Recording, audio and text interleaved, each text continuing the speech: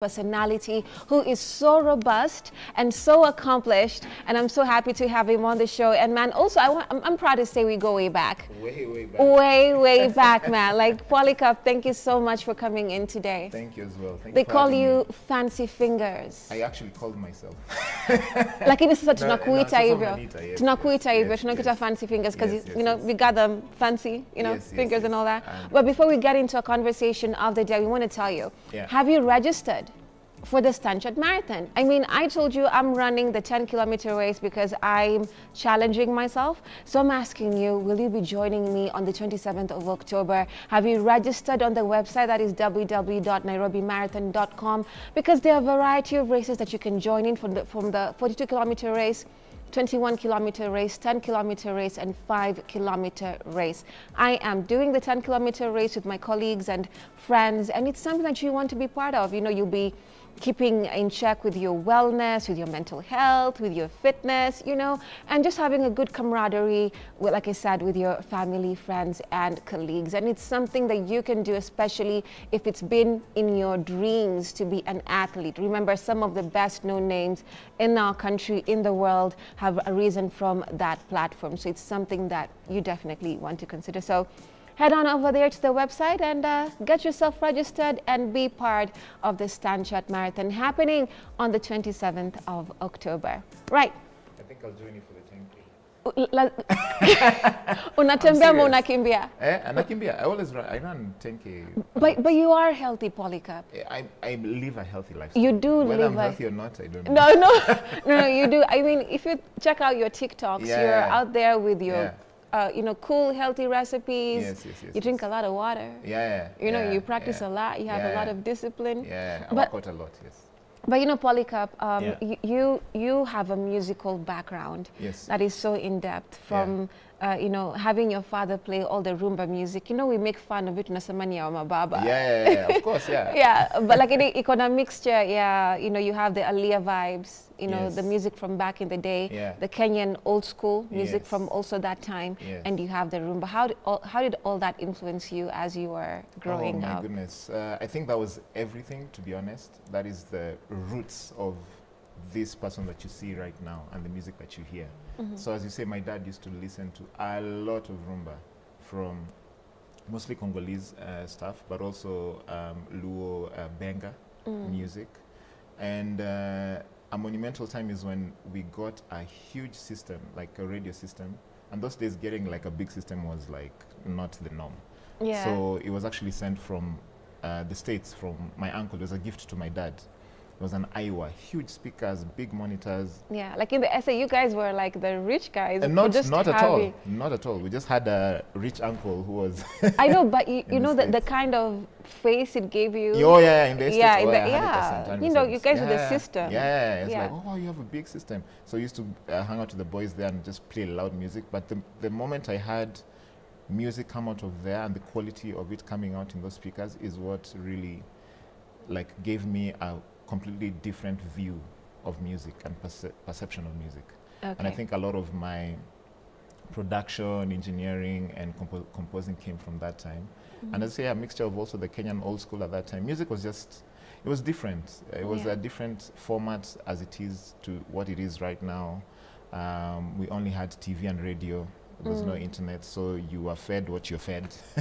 You can't go and choose a playlist and say this is what I want to hear. So that influenced me a lot in music, and I'm thankful for that. You know, you're a mixture of the brainy types when it comes to music. You're very intellectual, smart in school, and here you are so artistic. And it's with a guitar. And I think some of the hardest things to learn, I don't know, in my opinion, and so a couple of people I know would say the same, is learning to play the chords on. Oh yeah, it's tough. You know, in the beginning it's tough. On a guitar. But how are you able to combine your intellect and the artistry of music? Especially you learned to play by ear. Yes. Not at no music school. I am going to school now. I have been going for the past maybe almost 10 years. But ABRSNs? Not really. So I'm not doing a structured kind of system. So my teacher just teaches me contemporary music and composition. Got you. But he's at conservatoire. So it's kind of... Conservatory is not the easiest thing. It's not the easiest. It's all classical music. Yeah. But we go a bit left. Yeah. Because I'm not really doing classical, but as much as I'd love to do it. What was the question again? How do you mix the intellectual part of your mind and the musical bit? Yeah. So I think what people don't realize is also a really good musician is a very intelligent person, because music requires a lot of intelligence to get really good. Like, it's just, music and math is like this. You know, and I was very good in math as well.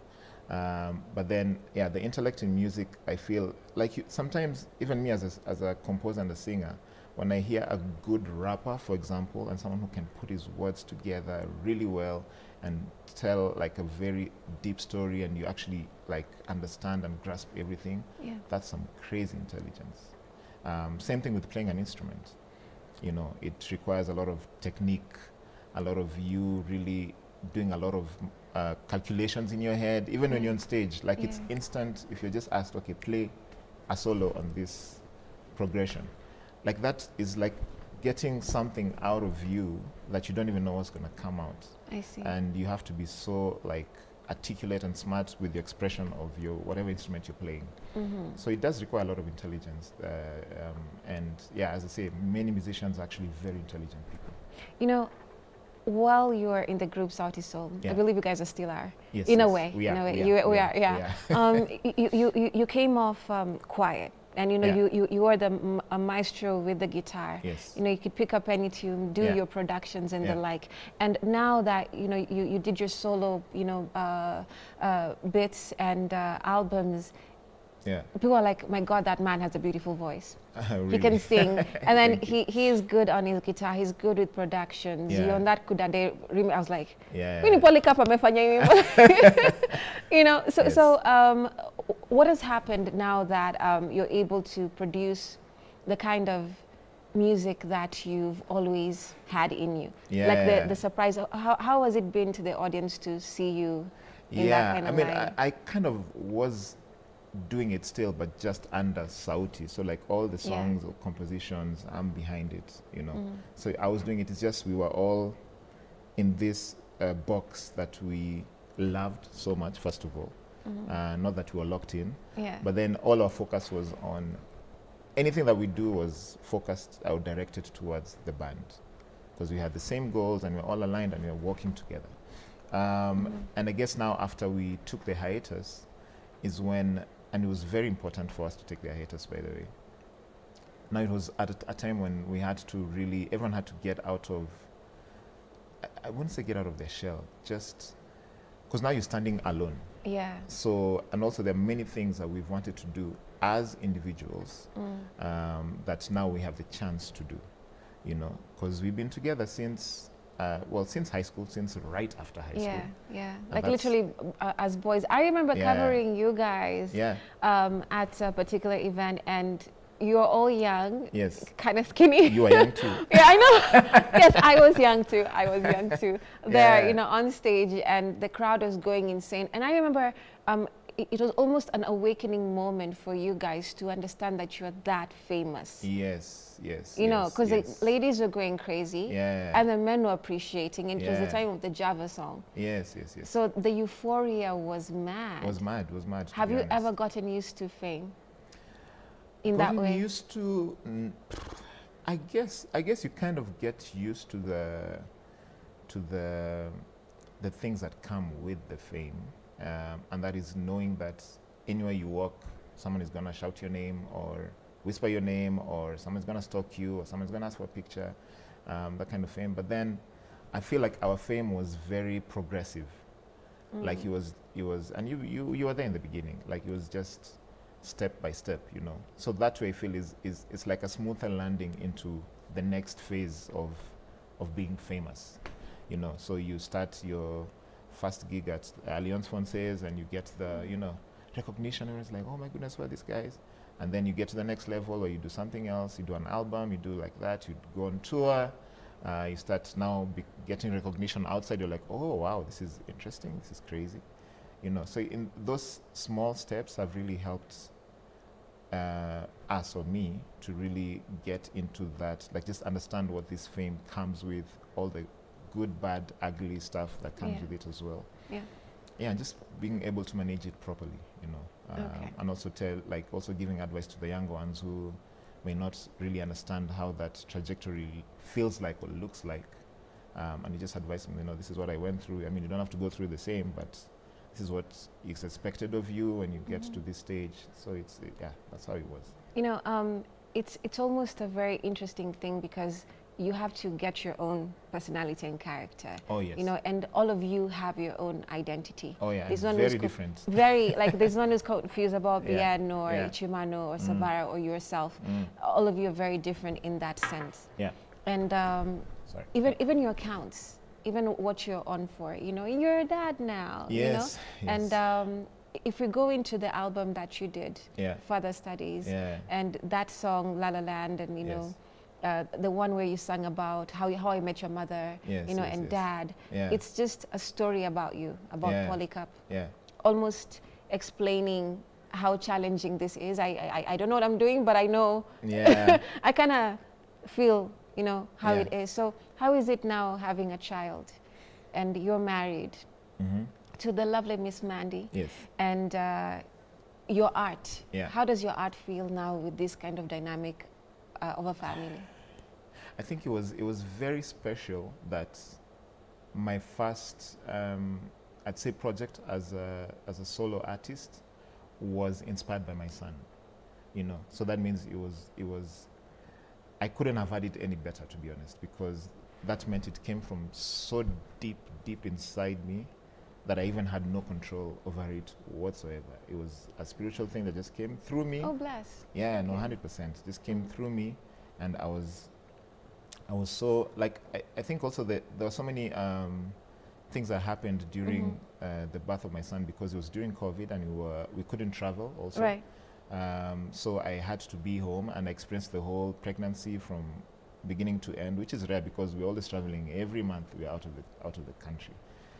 And I think that really prepared me to really express myself so well in the music, and I was actually just focusing on my son, and like I didn't even care about anyone else. It's like, this music is for you. However you take it now, when you're this young, and I feel like every year he absorbs it differently, and I can't wait to see how he absorbs it when he's a teenager, when he's now, you know, getting into life and he's a 20-year-old boy, you know, now when he's even a father himself. Yeah. Because you're very, like, close to your dad. Yes, I am very close to my dad. But it's like two phases of closeness, because our parents, of course, their generation is very different, how they raised us. So I'd say the first half of my life was like, dad was that person you fear, you know, you don't want to come close to, but you fear and respect.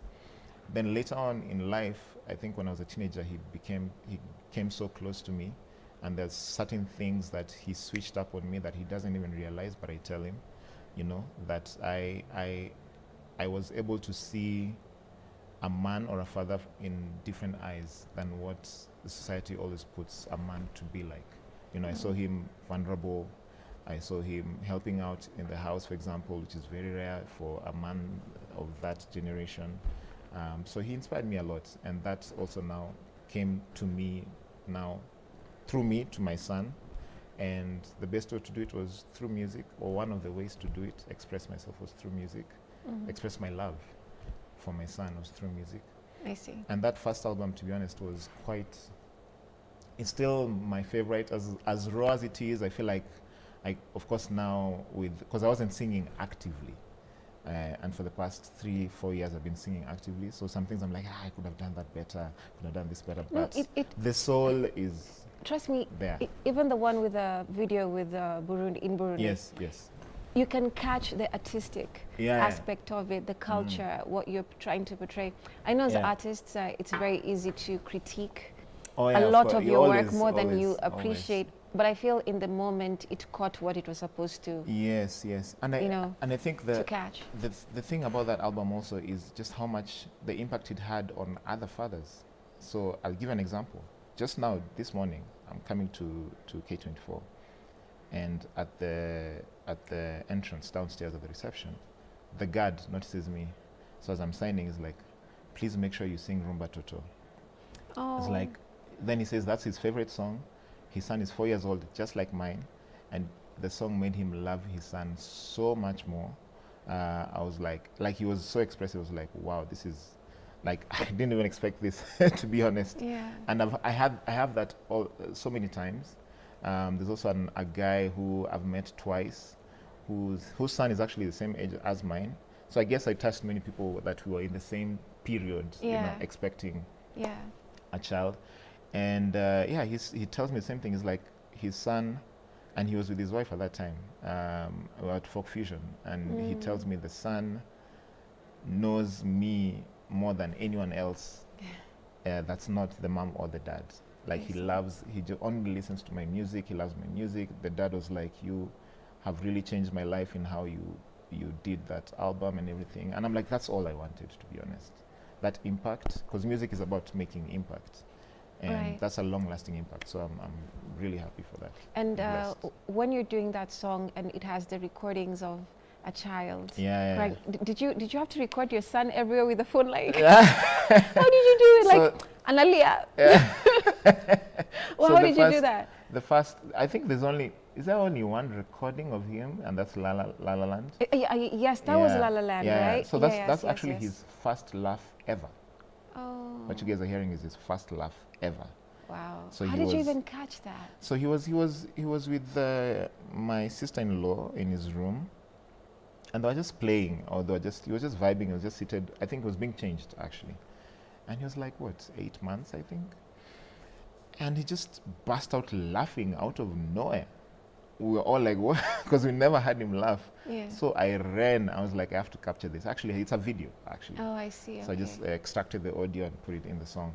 So it's just those moments that may seem, and that's what I tell also new fathers, there's just small moments. You're a parent, you know. The small moments that really matter to us as parents that we don't want to overlook. And we just want to absorb it or capture it or just remember. So it's the small things that matter. So that's one of the biggest small things that happened. Oh, that's an interesting story. I was like, how did he capture it? Yeah, because it's so clear, like on the track. Yeah. And then it just, goes into something else. Yeah. But most of your very personal moments you've recorded. Yes. And you showcase. And none can have a doubt, especially on your TikTok account, the way you play with your child. Yes. Even your healthy living, Yeah. and whatever you say, funny I do. Yes. And it's so crazy, like I said, because when someone meets you guys, even your style, it's very swaggy, it's very artistic, it's very laid back, and then all of a sudden, Polycarp is serious. Polycarp is intellectual. Polycarp can articulate his chords or stuff like that. You can have deeper conversations, and sometimes it can throw someone off. Yes. Right? Oh, really? Okay. For some people who don't expect that, or have a different definition of what an artist is. Yeah. So how do you usually marry the two, or do you care even about what people? Oh, that's a good question. Yeah, no, it's true, because many people, for us public figures, I'm sure you included, people already have this, what's the word, preconceived notion. Yes. Yeah, of the kind of person that you are. And there's nothing that can tell them otherwise. So sometimes you get someone who feels like they watch everything about you. There are people who are also obsessed, so they know so much about you. And when they meet you, they feel like they know you, but you have no idea who this person is. So you can imagine you've just met like this, talking to each other. So this guy feels like, this guy is my long-lost brother, or we were together in high school. He just it's that feeling of nostalgia for him, or someone that he really knows. But then when you interact, and for me as an artist, I'm like, okay, he's coming with some energy, and I appreciate, of course, he's a fan. But I can't react the same way because I don't really know you that well. So it's like, can we get to know each other as we are talking, even if it's small talk, So I don't fight it. I don't have to, work too hard to show another side of me. It's like, if it comes naturally and we're in a situation or a sitting where I'm able to be myself, or I'm always myself, and you see the kind of person that I am, And they're like, oh, I didn't expect. It's true, you don't expect, because we are artists. Artist is a whole, it's a whole, that's why we have other names, alliance names. It's like Fancy Fingers is not Polycarp. It's two different people. Yeah. In the house, you'll not see So who Fancy Fingers. is, describe Fancy Fingers. Fancy Fingers is this star guitar guru and amazing musician who uses his music to really impact people and inspire people. So when I'm absorbed in the music, I'm fully in it. And yeah, it's just a completely different human being. And what else is different? Yeah, it's just that it's a person like on a podium, just a star quality person who's may feel like, I don't want to say unreachable, but Could aspirational. Could be unreachable, but is be. aspirational and everything. But Polycarp is very chill, you know, very approachable, loves conversations, you know. So those are two different people completely. I see. Yeah. You know, I once read somewhere, it was so hilarious. It was just a comment, like the Southeast soul men are now at that age where they decided to settle. You know, because, you know, Bien getting married to Chiki, yourself with, you know, Mandy, and, you know, everyone has Savara with his girl, Shimano with his life, you know, so it felt like there's a different era that all the men have now, you know, gotten into. Like all of you grew up. Yes. And then you find that, which is, I find that also in artists, like all over with maybe the era of Nishike. Yeah. The era of short and sweet. So when they coming to you guys, any of you, they're like, we want those guys, like Nenda or Api. But we need to grow. That's the thing. It's like boys to men. You know, Yeah.